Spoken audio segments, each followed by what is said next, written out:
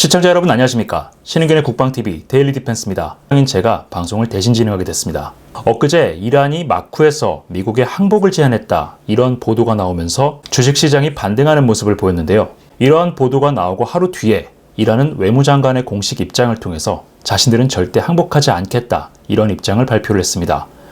이에 따라서 미국과 이스라엘은 이란에 대한 공습의 강도를 더욱 높일 준비를 하고 있는데, 오늘 데일리 디펜스에서는 미국과 이스라엘이 이란에 대해서 어느 정도 강도로 집중 공습을 벌이고 있는지, 그리고 지금보다 이란을 더 강력하게 때리기 위해서 어떤 준비를 하고 있는지, 이 내용을 중점적으로 알아보겠습니다.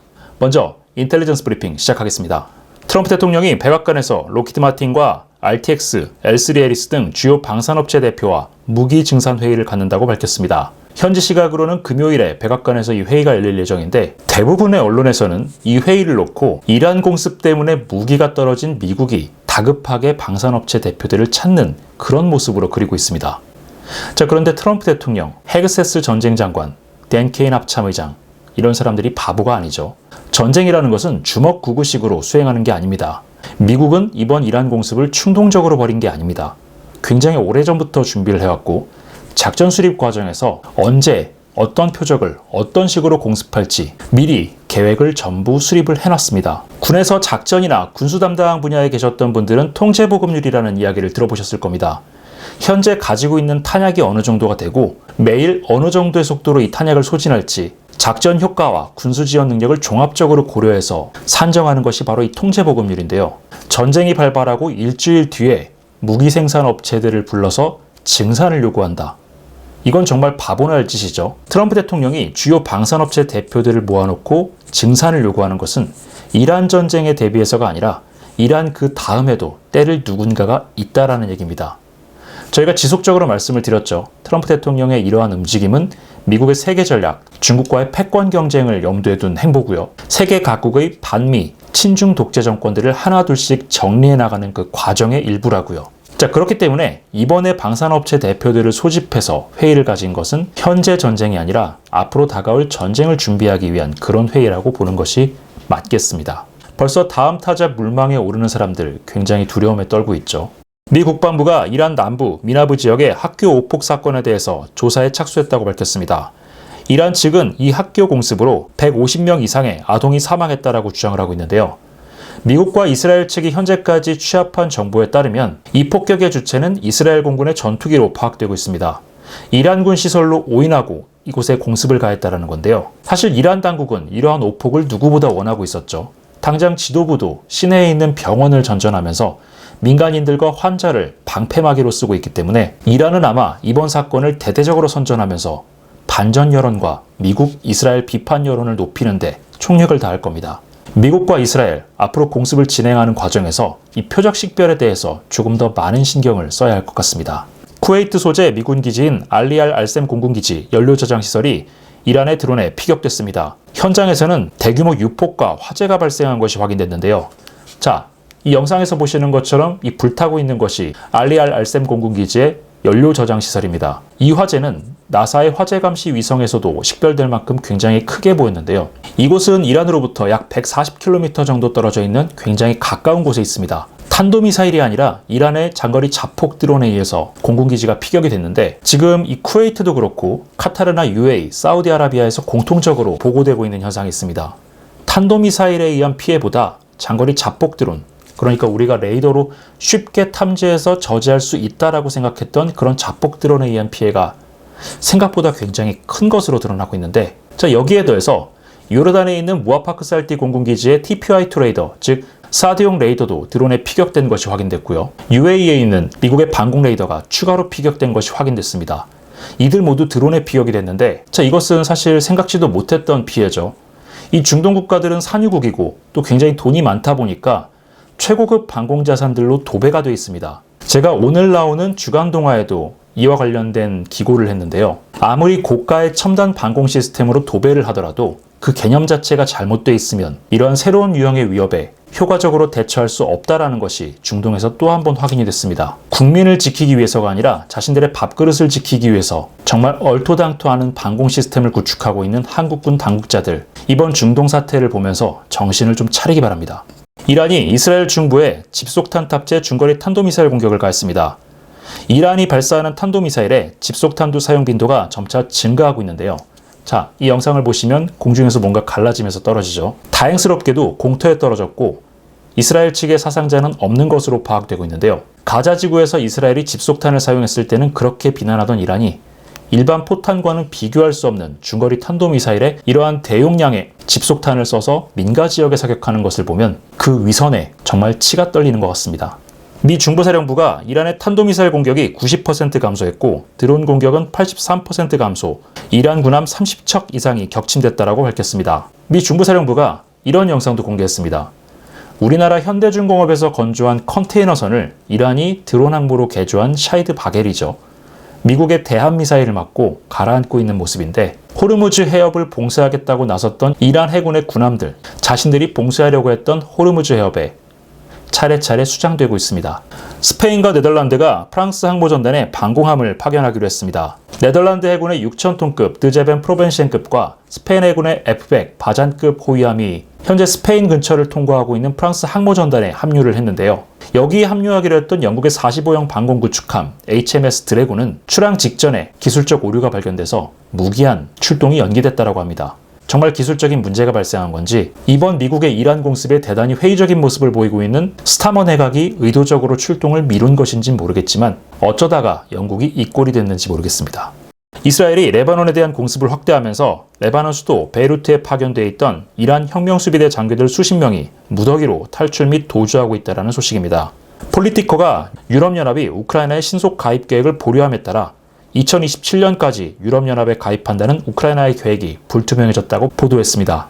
우크라이나 총참모부는 지난 24시간 동안 117회 교전이 있었다고 밝히면서 러시아군 사상자는 950명, 포병 45문, 차량 208대를 파괴하는 전과를 거뒀다고 보고했습니다. 자, 오늘의 메인 뉴스입니다. 미국과 이스라엘이 이란을 공격하기 시작한 지 오늘로써 일주일이 됐습니다. 공습 강도가 점점 더 높아지고 있는데 이번 주말부터 그 공습 강도가 더욱 높아질 것이라는 소식입니다. 미국과 이스라엘이 이란에 대한 공습을 시작한 지 오늘로 일주일이 됐습니다. 이란의 주요 지휘 통제 시설은 초토화됐고 탄도미사일 공격 능력 90%, 드론 공격 능력 83%가 감소하며 이란군이 문자 그대로 지리멸렬하고 있는데요. 미국과 이스라엘이 이란에 대한 공습 수위를 무서울 정도로 높이고 있습니다. 미국과 이스라엘이 이란의 조기 항복을 끌어내기 위해 공습 수위를 점점 더 높이고 있으며 미국은 스텔스 폭격기를 투입하고 이스라엘은 하루 3회 출격이라는 전례 없는 수준의 고강도 공습 작전을 벌이고 있다고 이스라엘 YNN 뉴스가 보도했습니다. 매체는 이스라엘의 일부 전투기들이 하루에 3회씩 1000km의 장거리 비행을 소화하면서 이란에 대한 공습 작전을 수행하고 있다고 전했는데요. 이는 2025년 6월 작전 때와 비교하면 무려 4배 수준에 달하는 공습 강도라고 평가했습니다. 이스라엘은 현지 시각 3월 6일 대규모 전투기를 띄워 이란에서만 200개소 이상의 목표물을 공습했는데요. 이스라엘은 자국과 미군 공중구비기를 최대한 활용해 이란 공습 후 복귀하는 여정에서 레바논 남부의 헤즈볼라 표적까지 공습하면서 공습 효율을 극대화하고 있는 것으로 전해졌습니다.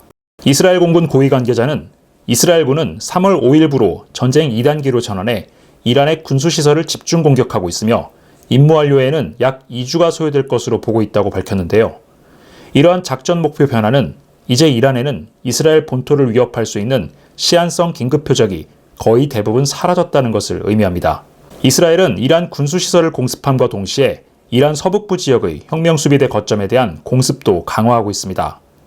I24뉴스는 이러한 움직임이 이란 서북부에서 쿠르드족의 진격로를 열기 위함이라고 분석했는데요. 실제로 이란 서북부 지역은 쿠르드족 인구 비중이 월등히 높은 곳으로 이란이 최근 방어선을 구축하고 쿠르드족의 공세에 대비하고 있는 지역입니다. 미국 역시 공세 수위를 높이고 있습니다. 미국은 현지 시각 3월 5일 본토에서 발진한 B-2 스텔스 폭격기로 이란 전역의 지하 미사일 발사 장치를 집중 공습했습니다. 이날 공습에서는 테헤란 북부 다마반드산에 그야말로 요새처럼 건설된 미사일 기지가 집중 공격을 받아 붕괴됐습니다. 미국은 그동안 본토에서 발진하던 B-2 폭격기를 영국 페어포드 공군기지와 인도양 디에고 가르시아 공군기지에 전개시켜 이란에 대한 공습 강도를 더욱 높일 예정인데요. B-2 폭격기가 전진 배치돼 비행거리가 절반 이하로 단축되면서 미국의 기습 폭격 강도는 더욱 높아질 것으로 기대됩니다. 미국과 이스라엘은 공습 강도를 더욱 높여 앞으로 2주에서 4주 이내에 이란의 저항 능력을 완전히 말살한다는 방침인데요. 부디 중동의 다른 동맹국들도 서둘러 참전해 이번 전쟁이 조기에 종료될 수 있도록 힘을 보태길 바라겠습니다. 미국과 이스라엘의 탄약이 바닥났다, 이런 보도들이 계속 나오고 있는데 현실에서는 미국과 이스라엘의 공습이 점점 더 강화되고 있습니다. 제가 이 방송을 촬영하고 있는 3월 6일 저녁 기준으로 이스라엘은 이란에서 무려 200개소의 표적을 공습을 했습니다. 그리고 이렇게 이란을 공습하고 돌아오는 과정에서 공중구비를 한 번 더 받고 레바논 지역에 있는 헤즈볼라 거점까지 폭격하고 돌아오고 있습니다. 정말 전례를 찾아보기 어려운 고강도 공습인데요. 자, 이 영상 한번 보시겠습니다. 이스라엘군 총참모부가 공개한 공습 개념도인데요. 자, 보시는 것처럼 레바논 상공에서도 공습을 하고 레바논과 시리아 영공을 통과해서 이란으로 들어갑니다. 그리고 이란의 주요 지역을 공습을 하고 돌아오면서 레바논을 또 폭격하는 그런 모습을 보여주고 있습니다. 자, 이스라엘과 이란, 특히 테헤란까지의 거리는 직선 거리로 약 1600km입니다. 자, 이것을 왕복을 하면 3000km죠.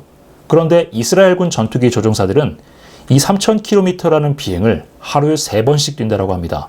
하루에 10시간 이상 엄청난 강행군을 벌이고 있다는 건데요. 이스라엘 공군의 이러한 공습 강도는 지난 4차 중동전쟁 이후 처음 있는 일입니다. 자, 이 타임스 오브 이스라엘의 보도를 보면 이스라엘군의 입장은 앞으로 1주에서 2주 정도 이러한 공습 강도를 계속 유지한다, 이런 방침입니다.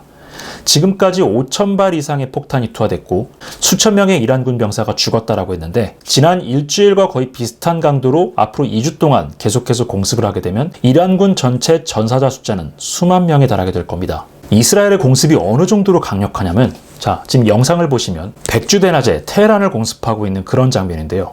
엄청난 규모의 폭탄이 쏟아지고 있죠. 자, 그렇다면 이렇게 공습 강화에 나선 게 이스라엘만의 일이냐? 그렇지 않습니다. 미국도 공습 강도를 점점 더 높이고 있는데요. 저희가 이번 공습 시작 전에 약 24대의 F-22 전투기가 전진 배치되어 있었다, 이렇게 알려드렸던 이스라엘의 오브다 공군기지를 3월 5일에 상업용 위성으로 한번 들여다봤습니다. 24대가 아니라 40대나 되는 전투기들이 바글바글거리는 모습이 포착됐습니다. 당초 알려진 것보다 훨씬 더 많은 규모의 전투기들이 들어가서 이란 공습에 참여하고 있다는 뜻이 됩니다. 자, 그리고 이 영상 한번 보시겠습니다. 테헤란 북부 지역에 있는 다마반드 미사일 기지라고 해서 이란이 그동안 자랑했었던 화강암 안반의 지하에 있는 미사일 기지인데, 이 미사일 기지가 B2 폭격기의 융단 폭격으로 초토화되고 있는 장면입니다. 자, 이렇게 폭격을 퍼붓고 있는 B2 폭격기들은 미국 본토 미주리주에 있는 화이트맨 공군기지에서 출격했습니다. 편도 비행으로 11,000km가 넘는 강행군을 벌여야 올 수 있는 거리인데요. 자, 그렇다 보니까 B2 폭격기가 이란 본토 공격에 자주 투입되기가 어려웠었죠. 자, 그런데 영국이 최근에 자국 본토에 있는 페어포드 공군기지를 개방을 했고요. 디에고 가르시아 공군기지에도 B2 폭격기 배치를 허용을 하면서 미국이 영국 페어포드와 인도양 디에고 가르시아에서 B2 폭격기를 날릴 수 있게 됐습니다. 페어포드 공군기지에서 테헤란까지는 4,500km, 디에고 가르시아에서 테헤란까지는 5,300km입니다. 비행거리가 반으로 줄었죠. 자, 이것은 앞으로 이란 상공에 이 B2 폭격기를 포함한 미국의 폭격기들이 더 자주, 더 많이 등장하게 될 것이라는 의미입니다. 자, 그렇다면 미국과 이스라엘이 왜 이렇게 공습 강도를 높이고 있을까요?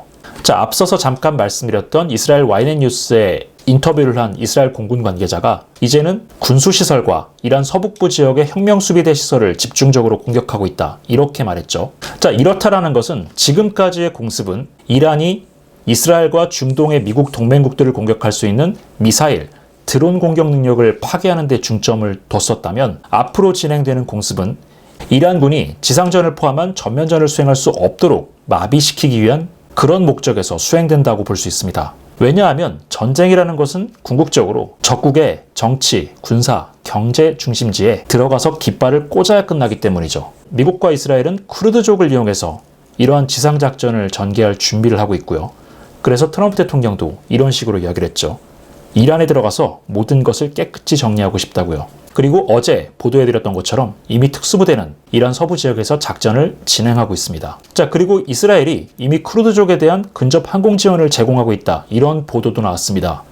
쿠르드족이 이란 내륙으로 진격해 들어가기 위해서는 화력이 가장 중요한데요. 이스라엘 공군이 이란 서북부 지역을 집중적으로 공습하면서 쿠르드족에게 이러한 화력 지원을 제공하고 있다는 겁니다. 자, 미국과 이스라엘이 공습 강도를 점점 더 높이고 있고 이란의 보복 능력이 점점 사라져가면서 주변국들도 하나둘씩 참전 카드를 꺼내기 시작했습니다. 자, 이렇게 전방위적으로 공격이 들어가게 되면 이란이 붕괴되는 속도는 더욱 빨라지게 될 겁니다. 부디 전쟁이 빨리 끝나서 무고한 이란 주민들의 인명피해를 최소화하고 이란 신정 독재 정권에 부역했던 자들을 하루빨리 법의 심판대 위에 세우는 그런 날을 볼 수 있게 되기를 바라겠습니다. 오늘 저희가 준비한 데일리 디펜스는 여기까지입니다. 시청해주셔서 감사합니다.